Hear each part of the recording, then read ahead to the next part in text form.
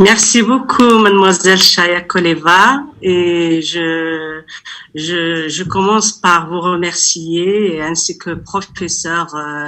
Anna Krasteva, d'avoir pensé à me convier à cette importante conférence avec des jeunes francophones issus de la Bulgarie, du Togo, de la Tunisie et du Maroc notamment. Et je suis d'autant plus ravie que cette conférence se tienne aujourd'hui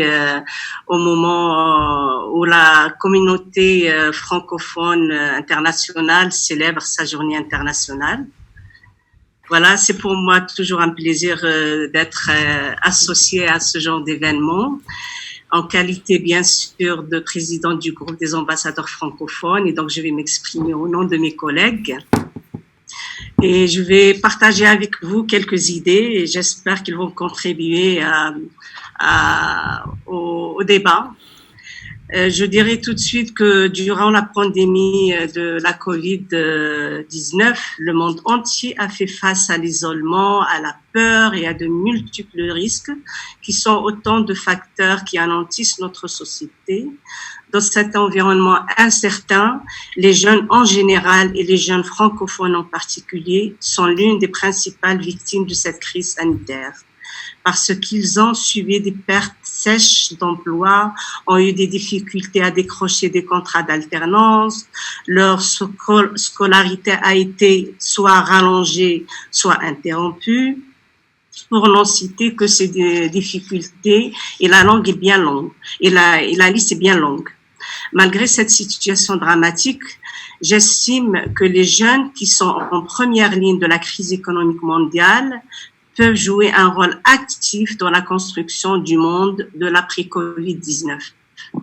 Les jeunes constituent une arme incontournable dans la lutte avec succès et à long terme contre le coronavirus, qui a démontré que le capital humain devrait être mis au centre de la réponse des pouvoirs publics. Les jeunes représentent une source cruciale de développement et de prospérité, mais seulement lorsqu'on leur fournit les connaissances et les opportunités nécessaires pour s'épanouir. Pour ce faire, les gouvernements doivent mettre en place des mesures et des dispositifs qui facilitent l'engagement coordonné, organisé et efficace de la jeunesse, afin de lui permettre de contribuer à la construction du monde de demain. Avec les bons outils, l'investissement dans la jeunesse, un engagement ciblé et des perspectives pertinentes, les gouvernements sont en mesure de favoriser la résilience des compétences de demain qui vont subir des transformations fondamentales et auxquelles les jeunes devraient s'adapter. De leur côté, les jeunes doivent comprendre qu'ils ont un rôle décisif à jouer dans ce combat, sachant que la circulation du coronavirus est une menace à la fois pour les populations et pour leurs moyens de subsistance, mais aussi pour le développement et la stabilité politique et socio-économique.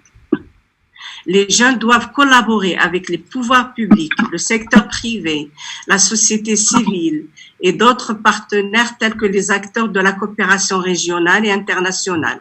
pour stopper la propagation du virus, pour protéger un maximum de personnes et prendre des mesures pour renforcer la lutte contre la pandémie, le but ultime étant de contribuer à la reprise économique de leurs pays respectifs. En somme, j'estime que la jeunesse qui incarne l'énergie, la créativité et l'innovation doit montrer qu'en plus de symboliser l'espoir, elle est capable d'aider la collectivité en toutes circonstances et particulièrement face à une crise d'une telle ampleur qui a annulé la plupart des efforts de développement consentis par la plupart des gouvernements et surtout des pays en développement. D'ailleurs, grâce à des actes individuels et collectifs, et de très nombreux jeunes francophones à travers le monde ont fait preuve d'initiatives pertinentes pour combattre la pandémie. Les organisations de la société civile et les mouvements pilotés par des jeunes se déploient tous azimuts. La jeunesse mobilise les habitants pour mieux les protéger et soutient les pouvoirs publics et le personnel de santé. C'est ce que nous avons vécu dans certains pays, y compris dans le mien, le Maroc. Concernant le continent d'où je viens, donc l'Afrique, je me félicite vivement du dynamisme et du militantisme dont fait preuve la jeunesse africaine francophone. Partout, elle se démène pour trouver des solutions pratiques, adaptées, innovatrices, afin d'enrayer la circulation du virus et atténuer l'impact socio-économique de la pandémie. C'est vraiment réconfortant de voir les jeunes aux quatre coins du continent africain prendre l'initiative de lutter contre le coronavirus et se mobiliser pour aider leur communauté. Ils ont compris que l'avenir dépend de leurs actions. La jeunesse francophone africaine veut que ses priorités soient reflétées dans les mesures prises pour répondre à la COVID-19 et aspire à l'égalité raciale, à l'égalité des sexes et aux initiatives en faveur du climat et de la lutte contre la migration, surtout clandestine. Elle milite également afin de faire entendre sa voix dans la lutte contre certains fléaux qui se sont accentués durant la pandémie, tels que notamment la violence, la discrimination, l'intolérance et l'extrémisme sous toutes leurs formes. La jeunesse africaine francophone est la source la plus importante du capital humain pour le continent et constitue son moteur de croissance, puisqu'elle représente le 5e de la population africaine et elle aspire à construire un monde post-Covid meilleur, inclusif et surtout durable. Enfin, je conclus par souligner que cette crise sanitaire peut fournir une excellente occasion de recommander des modifications ou des remaniements des politiques nationales existantes,